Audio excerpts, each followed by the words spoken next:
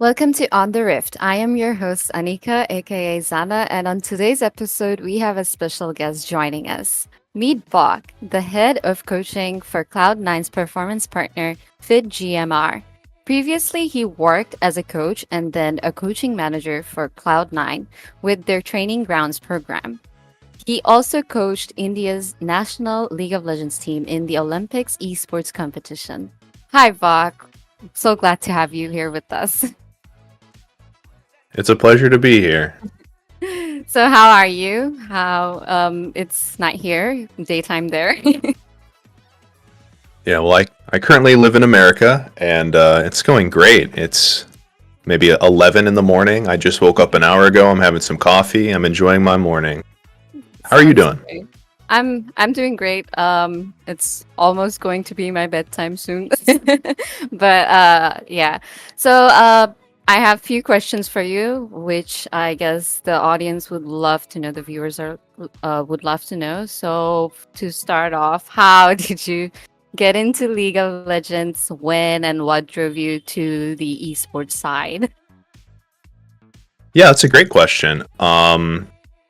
So back in the day, I'm going to be 30 this year, so I'm a little old, but when I was younger, I was really big into console games like Xbox 360. I was big into Halo and Call of Duty and all these like competitive, semi-competitive shooters. And in like 2013, the Xbox One came out, and I did not want to get it. I was stuck on the 360, and I was looking for something to do. And one of my friends said, "Hey, there's this game called League of Legends. It's really, it was like super at like the height of its popularity then, but I'd never played a PC game seriously like that before. So I got a laptop, I started playing League, and I don't think I ever stopped. And that was 11 years ago. So I kind of just transitioned from competitive console stuff to competitive PC, and League of Legends has just been my home ever since. Did you start around like season one or like later on season two, season three? I want to say March of 2013, which would be at the beginning of season 3. Yeah, same. I also started League when during season three when I think Jinx came out, and then Yeah. yeah, and then I used to play on my laptop with my touchpad. I did not even have a mouse back then. Yumi wasn't even out then playing touchpad League, and oh man, that I sounds have a rough. I got a huge upgrade now, so I'm so glad. Yeah, no, So you need to. yeah. So it's obvious. The answer is probably going to be C9, but I'm still going to ask, what is your favorite team in LoL Sports? It's not Cloud9. I like Cloud9, don't get me wrong. Okay. Right now, it's probably going to be FlyQuest for League of Legends, at least in North America. I've got a buddy who plays professionally in the LCS, and he was on 100 Thieves. So when he was on 100 Thieves, they were my favorite team, and now he's on FlyQuest. So now FlyQuest is my favorite team. Excuse me. I don't really have team allegiance so much as I have favorite players, and I like to support them on whatever team they're. That's great. So why did you choose esports as your career, and like how did your coaching profession begin, and how it is going currently? Yeah, no, that's another good question. I don't even think coaching is necessarily my career. Mm. So I think you mentioned in the intro, my full-time job is with a company called Fit Gamer. And for them, I do a lot of coach training, curriculum development. I like manage tournaments and stuff. I wouldn't say it's exactly like SMG in North America, but that's like the closest comparison is I would be like Sparta's position in my company in North America. But coaching is kind of something I do as a passion because I enjoy helping people. So I've always enjoyed doing that even beforehand. I love seeing people improve and make progress. So, I mean, I think once League of Legends dies as a game, someday, hopefully never, but someday, I'll still continue to be a coach, but it's because I love it, not because it's a career for me. I thought, yeah, once you start making your hobby or something you like your career, I feel like you start to lose interest in it, and I can like vouch for it. I am someone who's like hard stuck in my current rank. So, what strategies or techniques do you find most effective in helping players improve their individual skill level? Oh, that's a good question. Um, so I think the most important thing is recognizing that there is not one size fits all solution for every player. There's a lot of reasons you could be at the rank you're currently at. It could be a combination of like your mechanics or your mental fortitude. Like maybe some people tilt really easily and they just hold themselves back that way. It could be champion pool, it could be macro, it could be a whole bunch of different things. So I think the first thing I try and do is I understand the player's specific needs and like what they're struggling with the most. And then I just give them one or two very simple things to change. And you'll find a lot of the time it's not like sexy, it's not glamorous, but just that one specific change that relates to them as a player the most is what helps them more than just, I don't know, just like learn how to freeze a wave. It's not really Yeah. productive. So but I don't mean to like come back to you to the previous question we talked about, but I did want to know more. You said that when you make your hobby something like a job, it can cause you to burn out. What do you mean by Yeah. that? Like, did that happen to you?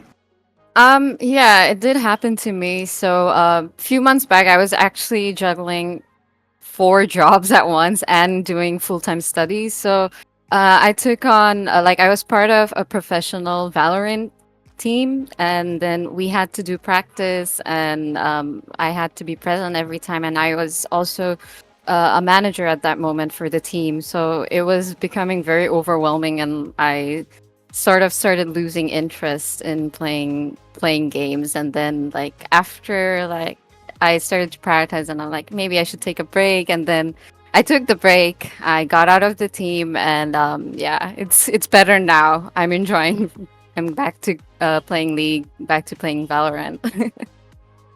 Did you stop, like, completely cut ties with the team? Like, you were a player and a manager. Did you also stop managing them when you quit too, or? Yeah. It's not only just me. It's because my teammates also had exams coming up, so we just we're like we disbanded the team and we're like focusing on our own lives right now. No, I totally understand, and Yeah. the reason I ask is 'cause I kind of went through a similar thing because I used to stream on Twitch back in like 2017. I did it for like 2 or 3 years, and it was like really fun at first because I mean, like I love meeting people, I love playing games, I love streaming. That's kind of where I started practicing my coaching stuff was on Twitch. I would coach for free, but I just woke up one day and I was like, I have to stream today because it's like more of a job Mm. now, and it just lost all my appeal, and I couldn't do it anymore, and I just had to take a break for maybe like 3 or 4 years now. But yeah, no, it's not a fun feeling, and I'm hoping to rediscover my love for that someday. But yeah, I'm glad it didn't completely kill my enjoyment for video games. But Yeah, I agree with you. And I recently started streaming for fun, so I hope it goes well.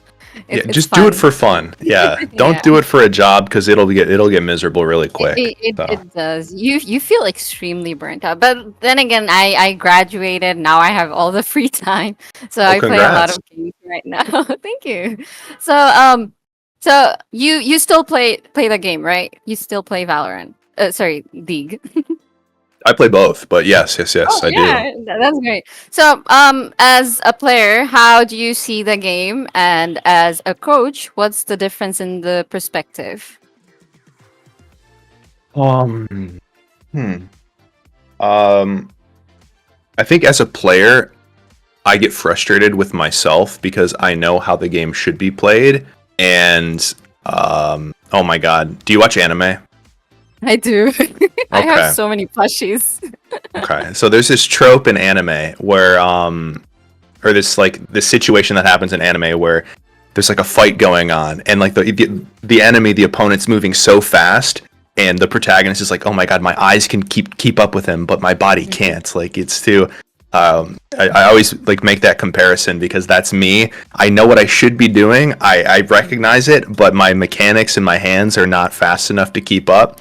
So as a player, that really frustrates me. So as a coach, I can take a step back and not be so hard on myself. But yeah, the more and more I play and the older I get, I'm not even that old. Like, so I'm not 30 yet. I'll be 30 this July. The older I get, the more I'm like, I enjoy coaching more because it takes less stress off of me, and I kind of just play more as a player to keep up to date with the meta of the game and not necessarily to improve my mechanics. So,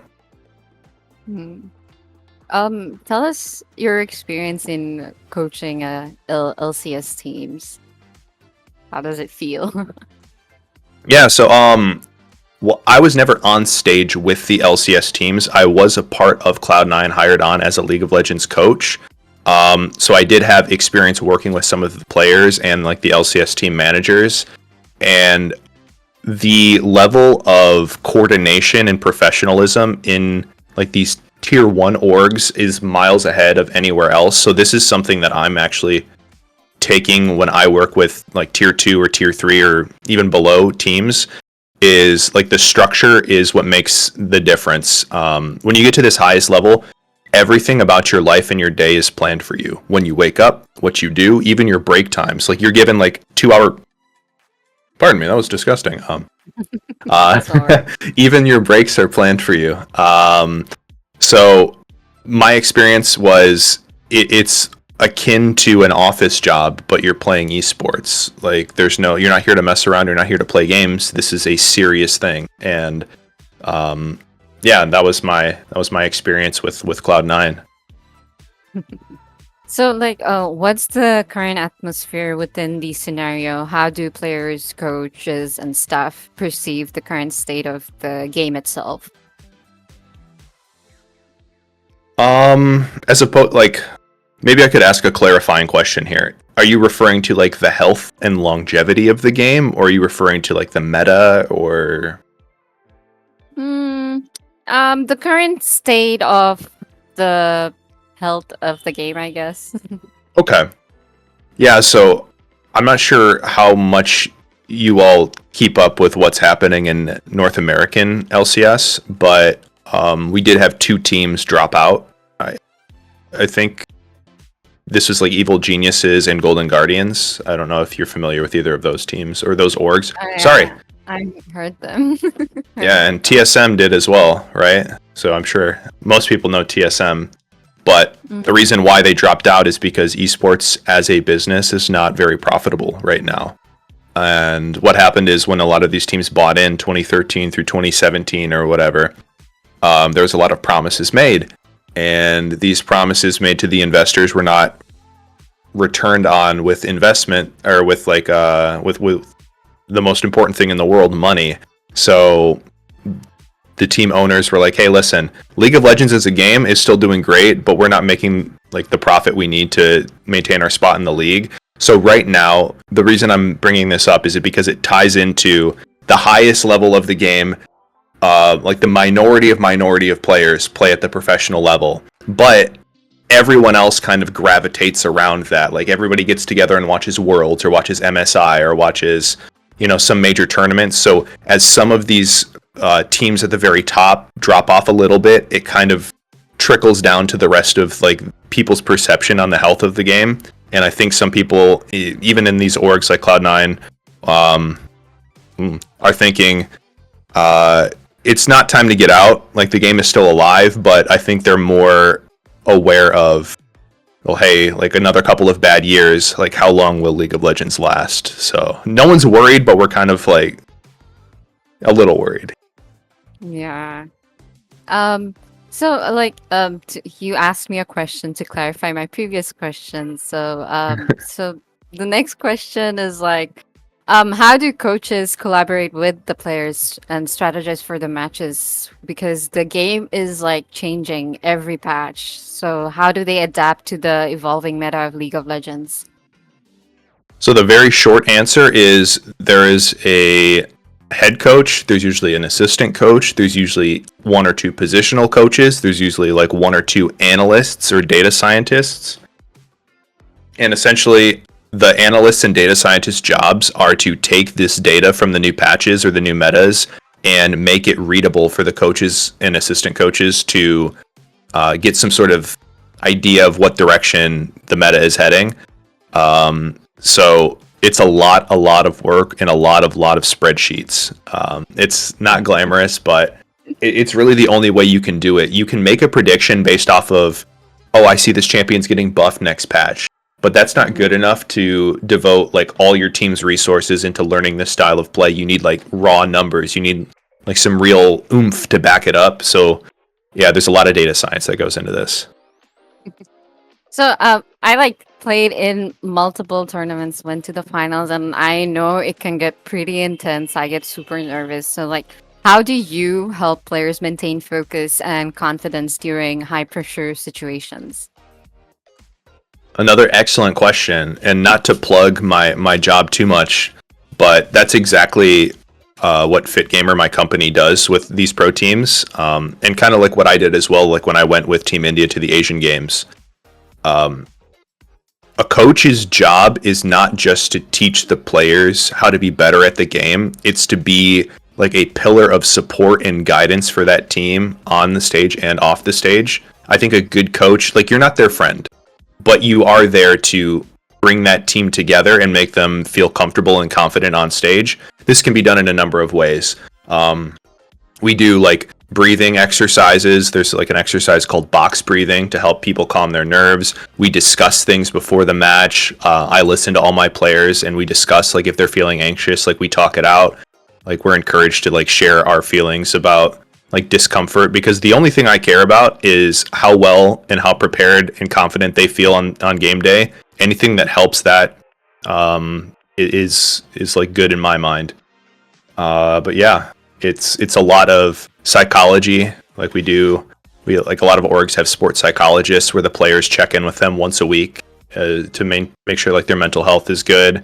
And the final thing would be, if you treat your scrims and your practices like they are those finals matches you talked about, like you don't have to stress yourself out in a scrim, but this more seriously you take these scrims and practices, it then translates better into like these stage moments, because it's like, okay, it's just like another practice. I've done this like a dozen times before. The stakes are a little bit higher, but it's not completely different. And yeah, it's like how you phrase it in your mind.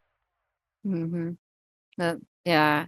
So, we're aware that you followed SMG Esports. Tell us, what do you think of SMG Esports?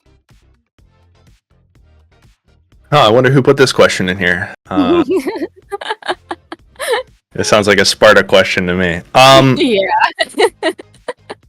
So I make it my business not to over endorse anything. I will say, what I like most about SMG Esports is that they're trying to do something. I think the game dies. We talked about the length of League of Legends or the health of League of Legends.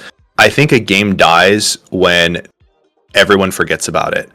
Like, have you heard that famous quote or whatever? It's like you die twice. It's like once when your body dies, and then it's like you die finally when no one remembers your name. So what I like about SMG is they're trying to keep League of Legends alive in the SA community, and like these tournaments, these like events, these podcasts, it takes effort, it takes work, it takes dedication. So that's what I like, is that they're trying to do something for the community and get people involved, and yeah, I think that's really cool.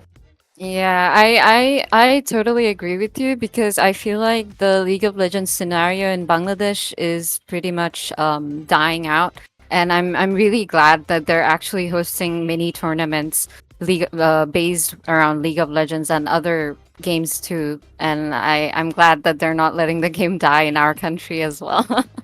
So do you think SMG Esports has a factor that sets it apart from the rest? Yeah, I think it's the fact that I don't even know if there's another organization that does this. So the factor that sets them apart from the rest is they're making a name for themselves actually on social media, promoting events, Sparta's mentioned something with Riot. I have no clue what that even is, if it's real. But like he's trying to do something. So that's what sets him apart from the rest. Is yeah. Mm-hmm. So, what advice would you give to aspiring professional League of Legends player looking to improve their gameplay and potentially join a team like C9? Are we talking about professional players in the South Asian community, or I mean, I assume so because this is what who the Worldwide, podcast is but like, for. yeah, Okay, yeah, worldwide, or like aspiring players who want to be part of the professional team. sure. Okay, so I'll speak, I guess, to people maybe in Bangladesh or Sri Lanka or India or maybe Malaysia. Is that part of your community as well, or Pakistan. no? Pakistan. Okay. Mhm. The first thing you need to do is hold on. I'm trying not to be mean about this. Is you have to acknowledge the current level of play that you are at right now. And for 99.9% of you all, you are not professional players, and that is okay for now. So the way that you should phrase it is, I'm not a professional player yet. And that's okay, but you need to get to the starting line. And the starting line is not, I'm just going to keep playing this game every day and I'm going to have fun with my friends and I'm going to make a pickup team and then I'm going to go pro.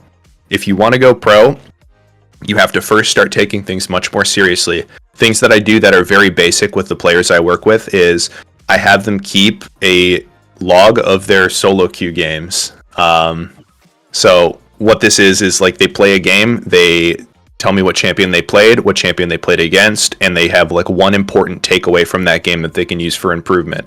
It's a really small thing, but as they improve and they play more at like a higher level, these things add up. We also do like habit tracking or journaling to talk about, okay, like here are like the things I need to do today to have like the most beneficial solo queue experience. Like we build habits.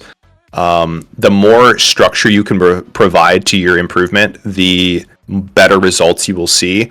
And the reason I'm saying all of this is because going from a solo queue player or even somebody who's played on a couple of pickup teams before to pro, it's a massive jump. So you have to break it down into these bite-sized pieces and just step by step, like you're climbing a staircase. You don't just go from amateur to pro in like overnight. So start somewhere and start tracking and start taking it seriously, and you're going to be on your way to going pro. I can't guarantee anything. The rest is up to you. Yeah, I feel like tracking your progress is something very important, and that did help me throughout not just gaming, throughout my other situations in my life, especially my academics. I used to Yeah. fail in school, but then I'm like a huge academic comeback. I'm like, yeah.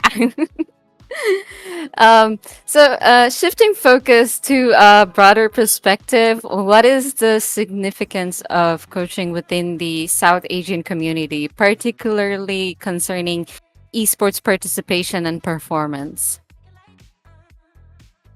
Yeah, that's another good question. I think coaching in the South Asian community is less about the coach giving knowledge to the players, and it's more about having some sort of like you're lifting players up from their individual like groups that they're in, because like I'm going to try and use a comparison here. So there's a lot of countries in South Asia, and there's a lot of compartmentalization in these countries. Like, okay, like a lot of the Bangladeshi people that I know play together. A lot of the Sri Lankan people play together.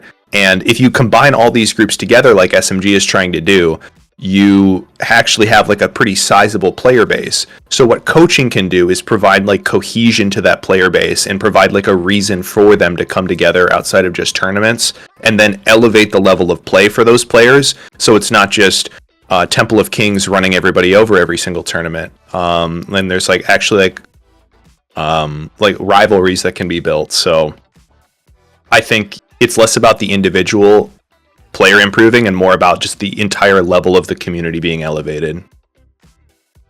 So like how does coaching contribute to the growth and success of esports in this region? Um, the growth and success of esports in the region. I think in the same way that I was talking about how professional esports, like these orgs like Cloud9 and 100 Thieves and Gen G, like everyone comes around to watch these teams play. Coaching for these highest level teams makes them have that sticking power and that staying power. And I'm not going to toot my own horn too much here, but Temple of Thieves, Temple of Thieves, Temple of Kings, they are all great individual players. I worked with them for a period of a couple of months, and I was able to help them become an actual team, and now they're a household name. So what happens if there's like 4 or 5 more Temple of Kings? Now all of a sudden we have like a real community built by coaching, but also built by player interest and effort. And this is something like you can build a community around, and that's leading to growth for esports in the region. Great.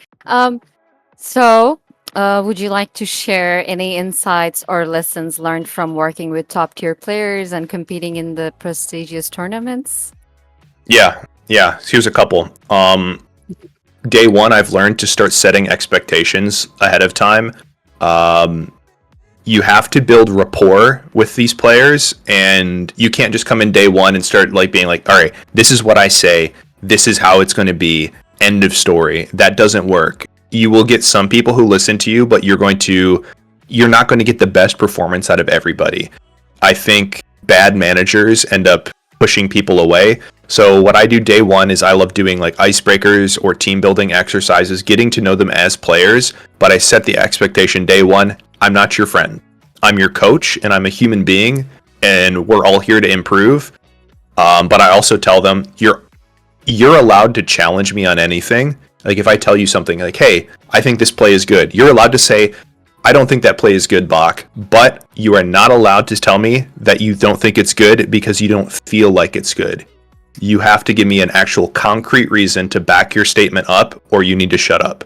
So I set that expectation really clear up front, and just that level of respect, mutual respect between the player and the coach, helps the players feel comfortable being wrong, helps them feel comfortable learning more, and it helps me as a coach grow, because even though I have experience, I have a lot of like knowledge about the games, I know I can learn more. So it's just like a win-win for everybody. But those are like the biggest takeaways.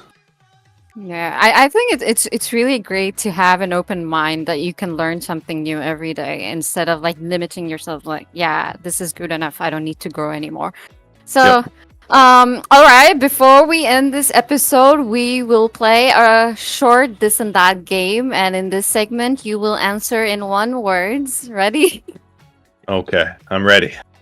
Okay. So, in game, which side do you like, the red side or the blue side? Red. What is the best region, LCK or LPL? LPL. LPL.